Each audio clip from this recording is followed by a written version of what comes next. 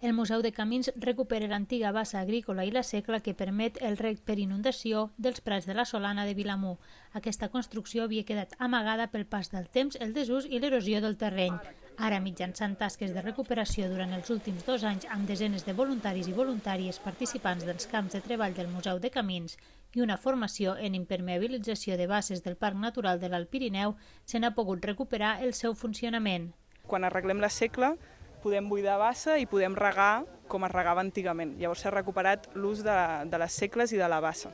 Tot i que ara hi ha espargidors que també ens ajuden, podem regar amb la forma tradicional. A partir d'ara l'hem pogut netejar molt, hem tret moltes barces i hem pogut fer zones planes amb ombres també perquè puguin venir caus esplais i puguin acampar i tenir lloc per jugar i també treballar. Llavors poden combinar campaments i lleure amb camps de treball. A banda de la construcció i el seu funcionament, una de les voluntats del Museu de Camins és recuperar la memòria del territori.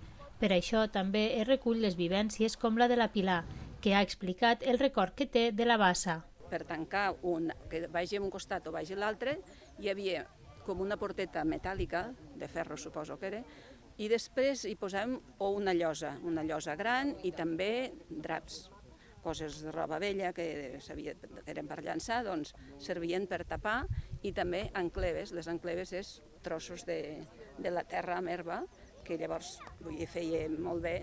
Sempre s'escapava una mica, però es quedava el prat, si no era un costat era l'altre. La Pilar també ha explicat que es baixava a regar un parell de vegades al dia. Era important que l'herba creixés, ja que era l'aliment del bestiar, i recorda especialment dinar a l'ombra del cirerer que hi ha al mig del prat.